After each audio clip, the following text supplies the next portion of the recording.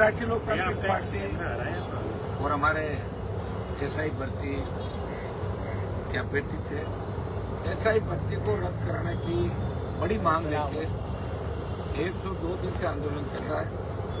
24 अप्रैल को शुरुआत करी और 26 तारीख से हम लगातार शहीद पार्क पर बैठे हैं, जिसमें लोकसभा का सत्र चल रहा है और बीच में 12-13 तारीख से लेकर लगातार मेरे सांसद के तौर पर जो कार्यक्रम थे, मीटिंग थी, वो लेने में नागौर गया।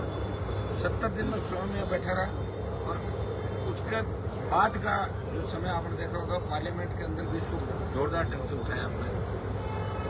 ऑल पार्टी मीटिंग के अंदर भी जोरदार ये मुद्दा छाया रहा। जब जेपी नड्डा जी को मैंने याद दिलाया कि आप खुद वहां गए थे, उन्होंने मुझे आश्वस्त किया कि इसकी चर्चा हम कराएंगे। पेपर लीक की घटनाएं देश के अंदर हुई, तो पेपर लीक की घटनाओं पर देश की सबसे बड़ी संसद के पार्लियामेंट के अंदर नियम 193 में दूसरे तरीके से इसकी चर्चा हो। 10 घंटे 12 घंटे पेपर लीक की घटना को रोके। ये राजस्थान में हो रहा, बिहार बंगाल कई जगह, लेकिन राजस्थान पेपर लीक की एक तरीके से राजधानी बन गया, आप कह सकते हो कि हब बन गया था। सब ज्यादा पेपर लीक की घटनाएं हो रही है, सबसे ज्यादा भर्तियां रद्द हो रही है, पेपर मार्केट के अंदर आ जाते हैं। और एसआई भर्ती और आरपीएससी जिसके पुनर्गठन की मांग कर रहे हैं, ये भारतीय जनता पार्टी के नेताओं ने, मोदी, अमित शाह, नड्डा जी और चाहे दूसरे लोग थे, वो जब एक चुनाव के अंदर आए थे, इसमें उन्होंने बात की थी कि अगर हमारी सरकार बने तो एसआई भर्ती हम रद्द करेंगे, जिसमें 869 ट्रेनिंग कर रहे थे, और आरपीएससी का पुनर्गठन करेंगे।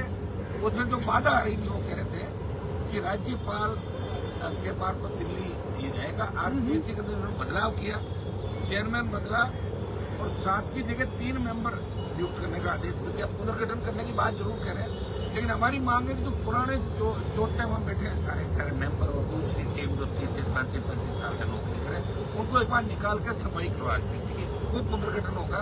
और इस भर्ती को आप रद्द करें, मामला हाईकोर्ट के अंदर चल रहा है। दिल्ली कूच का भी हमने कहा है और प्रधानमंत्री से हम वापस टाइम मांगेंगे कल इस मामले में। मैंने पहले पीएम से टाइम मांगा था, पीएम ने गृहमंत्री को लिखा, लेकिन गृहमंत्री से भी हमारे डेलीगेशन के साथ मुलाकात नहीं हुई। मैं चाहता था कि एसआई भर्ती रद्द कराने को लेकर जो डेलीगेशन हमने किया, वो डेलीगेशन के साथ प्राइम मिनिस्टर से या गृह मंत्री से मुलाकात। कल हम इस मामले में पूरी कोशिश दोबारा करेंगे, फिर इस मामले को और मजबूत तरीके से लोकसभा के अंदर हम उठाएंगे। देश की जनता का ध्यान जाए, दोनों पार्टियों का ध्यान जाए और देश देखे, इसलिए हम लोकसभा के अंदर इस मामले को फिर उठाएंगे। निश्चित रूप से जेल भरो आंदोलन, 1.25 लाख लोगों की रैली, बार बार आपके जो धरने प्रदर्शन और आंधी बरसात और तूफान के अंदर भी जिस तरह नौजवानों ने देश में संदेश दिया और ट्विटर पे ट्रेंड चलाया आपने, भजनलाल हटाओ राजस्थान बचाओ, उसको शेडो बैन कराना पड़ा देश की सरकार को। इतनी राजस्थान सरकार की बदनामी देश के अंदर हुई है, दिल्ली के तमाम नेताओं को पता लग गया कि भजनलाल सरकार सबसे भ्रष्ट सरकार है और मुख्यमंत्री और इसके आसपास के लोग, रिश्तेदार सारे जमीनों पर कब्जे करने के अंदर लगे हुए। सारे डिस्प्यूट लैंड इनके परिजनों ने, रिश्तेदारों ने खरीद ली और रातों रात उनको सल्टा रहे। तभी तो भजनलाल जी घेवर लेकर दिल्ली में घूमते दिखे आपको। ये हमारे संघर्ष का ही परिणाम है कि भजनलाल को 2 क्विंटल घेवर लेकर दिल्ली जाना पड़ा उन नेताओं का मुंह मीठा करवाने के लिए। साबित चीज के घेवर है, गाय के घी के बने हुए, ताजा है, आप खाओगे ताकि सोचोगे सीएम की कुर्सी बचे। लेकिन मैं आपको विश्वास दिलाता हूँ, भजनलाल लंबे समय तक राजस्थान के मुख्यमंत्री नहीं रहेंगे। अगर भारतीय जनता पार्टी को खत्म होना है तो भजनलाल को राजस्थान में मुख्यमंत्री रखेगी। इस पंचायत चुनाव के अंदर आपको परिणाम नजर आएगा कि भजनलाल सरकार के अंदर जो लोग बैठे, जिस तरह सीएमओ भ्रष्टाचार के अंदर सीएम रेजिडेंस, मुख्यमंत्री कार्यालय और भजनलाल जी के सारे रिश्तेदार और उनके साथ बेडम से लेकर कम से कम आधा दर्जन मंत्री जिनका आरोप लगे, वो सारे जमीनों का धंधा कर रहे हैं, भारी भ्रष्टाचार कर रहे हैं। एक ही बात कहते हैं कि मौका आया है और इस मौके में अगर चौका नहीं मारेंगे तो दोबारा मौका कब आएगा और वापिस कांग्रेस का आएगा तो ऊपर पर्दा डाल देंगे तो बीजेपी ने कांग्रेस को ऊपर पर्दा डाल। बताइए, कांग्रेस के नेताओं पर जो ईडी की कार्रवाई हुई, पेपर लीक में जिन नेताओं के नाम आए, एक भी नेता पकड़ा गया क्या? हमने मांग करी कि एक आध मामले की, रीत के मामले की सीबीआई जांच आप कराओ। आप खुद जब हाउस के अंदर केसरी के आप बड़े नेता बात करते थे, जिनके पोस्टर जो फोटो थे सुन रहा हो, चाहे सतीश पूनिया, राजेंद्र राठौड़, तीसरा सीपी जोशी, सब ये कह रहे थे कि अगर हमारी सरकार आई तो रीट की जांच कराएंगे, ये रद्द करेंगे, वो करेंगे। राजस्थान का जवान और राजस्थान की जनता सवाल पूछ रही है कि भारतीय जनता पार्टी के नेताओं की जुबान पर ताला कैसे लग गया, इन नेताओं के जंग कैसे लग गई, ये अपनी बात से बदल कैसे गए, क्या मिला जुली का खेल चल रहा है, ये राजस्थान का हम जानना चाहता है। और इसको लेके राष्ट्रीय लोकतांत्रिक पार्टी ने इस आंदोलन के सारे रिपोर्ट तोड़ दिए और 100 दिन से ज्यादा अगर कोई पॉलिटिकल पार्टी और उसके नेता या लगातार बैठे रहे, वो आरएलपी पार्टी जो राजस्थान को बचाने के लिए संघर्ष करेगी। हमारा जो मुख्य उद्देश्य है कि हमारी आरपीएससी कर्मचारी चयन बोर्ड और माध्यमिक शिक्षा बोर्ड, इन पर लोगों का विश्वास कायम रहे, वापिस किसी भी तरह की पेपर लीक की घटनाएं नहीं हो, और जितने भी दोषी चाहे वो कांग्रेस के बड़े नेता हो, चाहे बीजेपी के जितने ब्यूरोक्रेट के दलाल हो, वो सब पकड़े जाए। मुझे प्रधानमंत्री का वो भाषण याद आ रहा है, वो कह रहे हैं कि पाताल से भी ढूंढ लेंगे पेपर माफिया। तो पाताल पे जाने की जरूरत नहीं है, आपको देश के अंदर ढूंढना, पेपर माफिया आपको इस देश के अंदर नजर आ जाएगा। ये हमारी प्रमुखता से मांग है, हम लड़ाई लड़ेंगे। अगर वहाँ हमारी पार नहीं पड़ी तो दिल्ली कूच होगा। आरपीएससी, एसआई भर्ती, अग्निवीर और तमाम मुद्दों को लेकर, इस राजस्थान में बढ़ते अपराध को खत्म करने के मुद्दे को लेकर और भजन लाल और आसपास के मंत्रियों के भ्रष्टाचार को लेकर हम दिल्ली के अंदर इनकी पोल खोलेंगे। आने वाले कुछ ही समय के अंदर हम दिल्ली को ऐलान कर रहे हैं। हम हमारी नजर हाईकोर्ट के ऊपर भी है कि हाईकोर्ट से एक बार देख रहे हैं कि हाईकोर्ट इसके अंदर क्या करता है। सर को तारीख तय करी है उसके लिए, दिल्ली कूच के लिए? तारीख तय हम नहीं करेंगे तो बता दो दिया। अभी मुद्दा जितना है, ऑल पार्टी मीटिंग के अंदर भी आपने देखा कि पुरजोर तरीके से मामला उठा था और जेपी नड्डा जी ने ये कहा कि इस मामले में पेपर लीक की घटनाएं गंभीर है और इसके हम सदन में चर्चा करना चाहते हैं। सदन में चर्चा हो जाए तो इससे बड़ा मामला ही नहीं हो सकता। प्रयास कर रहा हूँ, एक बार उठाया और उठाएंगे और फिर हमें लगेगा अगर कहीं से कुछ नहीं होगा तो फिर दिल्ली कूच हमारा अंतिम होगा, ऐलान कर देंगे दिल्ली कूच करने का। अच्छा हनुमान जी, क्योंकि आप 3-4 महीने से लगातार धरना दे रहे हो, क्या लगता है कि मैं ये कह रहा हूँ कि मैं यहाँ संघर्ष कर रहा हूँ तो कम से कम देश में बात चल रही है कि राजस्थान में कोई तो जिंदा है, सारे मरे हुए नहीं। ये तो राजस्थान का मान बढ़ी रहा है, क्या नुकसान किया तो ये तो लग रहा है भाई सारे क्षेत्र नहीं हुए। अभी भी एक पार्टी है जो राजस्थान के सम्मान में लड़ रही है, चाहे झालावाड़ की जो घटना थी जिस तरह स्कूल ढह गया था, और मुझे कहते हुए किस तरह महसूस हो रहा है कि कांग्रेस पार्टी के 8 सांसद होते हुए कांग्रेस के किसी सांसद ने अपनी जुबान पे झालावाड़ की घटना का, उन जो बच्चे खत्म हो का नाम तक नहीं लिया। और न मुख्यमंत्री वहां गए और न लोकसभा अध्यक्ष वहां गए। बिरला जी हडोती चाहते हैं, मुख्यमंत्री को जाना चाहिए, प्रोग्राम बनाया, 10-10 लाख रुपए उन बच्चों को दिए, 1-1 करोड़ रुपया देना था, कलेक्टर एपी होना चाहिए, घेरे रत्न हत्या का मामला दर्ज होना चाहिए। आज जो शेड्यूल ट्राइब और ओबीसी के बच्चे थे उस मामले को भी पुरजोर तरीके से हमने सदन को बाधित किया, रोका।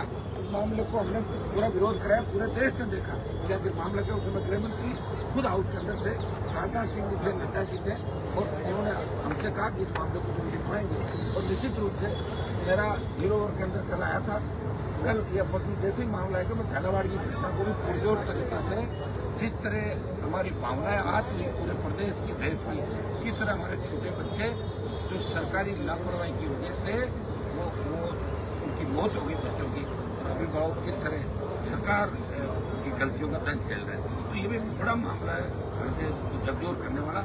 इस मामले को भी आरएलपी ही उठा रही है। कहाँ गया विपुल दूसरा बताओ मुझे। कांग्रेस ने तो यहाँ सड़कों पे, ना दिल्ली में। हाँ, जब दूसरे अंदर के मामलों कांग्रेस कौन सी चर्चाएं करी क्या नहीं करी तो कांग्रेस जाने, लेकिन मैं मेरी ड्यूटी पूरी ईमानदारी से लोकसभा का निभा रहा हूँ, सड़क पर निभा रहा हूँ, सदन पे भी, सड़कों पर आप जब 3-3 बजे धरने चलते हैं, वहाँ भी मौका लग रहा है। तो प्रयास कर रहा हूँ कि राजस्थान के आम आदमी को तकलीफ नहीं हो। राजस्थान में जिस तरह बजरी माफिया को पहले जिस तरह कांग्रेस सपोर्ट करती थी, बीजेपी को ज्यादा सपोर्ट करें, तो पार्टनर भी बहुत से विधायक लीज के अंदर इनके मिनिस्टर पार्टनर है। तो हम प्रयास करें कि हमारे सपनों का राजस्थान बने, इसके लिए लंबा संघर्ष करना पड़ेगा। संघर्ष हम करें, लेकिन 100 दिन निकल गए, चिंता नहीं करें, काफी बदलाव भी हुए और बड़े बदलाव आने वाले समय के अंदर। हमने कहा गौरव श्रीवास्तव लीकर और बजरी का धंधा करता है, भाग्या सीएम भगा कि नहीं भगा।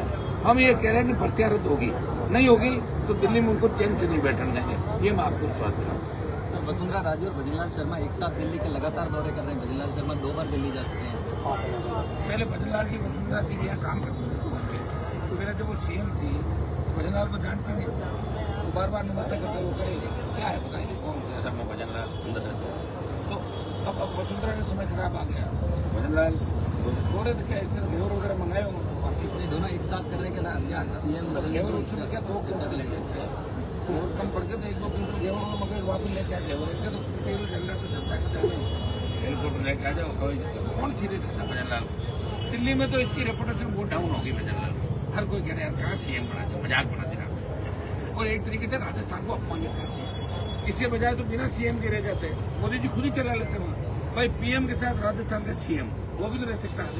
कई बार एडिशनल चार्ज नहीं देते किसी को और कई व्यक्ति 3 चार्ज देता है। इतना बड़ा हमारा अपमान कि एक नौसिखिए व्यक्ति को जो दिन में 10 बार गलत बोलता है और जिसका पूरा परिवार प्रॉपर्टी डीलिंग का धंधा करता है, जिसके साड़े से लेके बेटे से लेके सारे लोग जमीनों जो विवादित जमीन है उनमें इन्वॉल्व है, ऐसे व्यक्ति को राजस्थान में बिठा दिया। मैं कह रहा हूँ समय रहते अगर इसको नहीं हटाया तो भारतीय जनता पार्टी राजस्थान में खत्म हो जाएगी। इतना ही मैं सर दिल्ली में एसएससी की प्रोटेस्ट छात्रों के साथ मार कल मैं जाऊंगा वहाँ पे, उस मामले को उठाएंगे। देखिए सब जगह यही हो रहा है, लाठी और गोली के बल पर ही सरकार चलती थी, सीबीआई लाठी गोली। और मैं उनको धन्यवाद दूंगा बच्चों को और शिक्षकों को कि वो अपने हक की लड़ाई लड़ रहे हैं और हक की लड़ाई लड़ते लड़ते लोगों ने बलिदान भी दे दिए।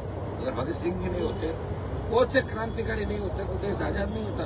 अगर वो ये सोच रहे थे हम कौन से राज करेंगे, राज तो नेहरू को मिला था, तो फिर हमें आज़ादी नहीं मिलती। इसलिए लड़ना पड़ेगा। मैं कह रहा हूँ मैं लड़ रहा हूँ, कोई जरूरी नहीं मुझे सफलता मिले, लेकिन देश में बात चल रही है प्रदेश में कि हनुमान बेनीवाल सब काम छोड़ के राजस्थान के जवान किसान और सर्व समाज के लिए सड़क से लेकर सदन तक लड़ रहा है और हर वर्ग की लड़ाई लड़ रहा है। यही मैसेज हमें देना है राजस्थान लड़ा का प्रदेश है, वो कमजोर प्रदेश अब नहीं रहा जो पहले था, वहाँ लड़ा के नए तैयार हो गए राजस्थान। छात्र संघ चुनाव को लेकर भी हमने तो बहुत छात्र चुनाव के लिए मैंने तो मेरा बहुत समय खराब किया, छात्रों ने हवा निकाल दी थी उससे मेरा बहुत नुकसान भी हुआ। छात्र नेता चुनाव चाहते हैं, आम छात्र चुनाव नहीं चाहते।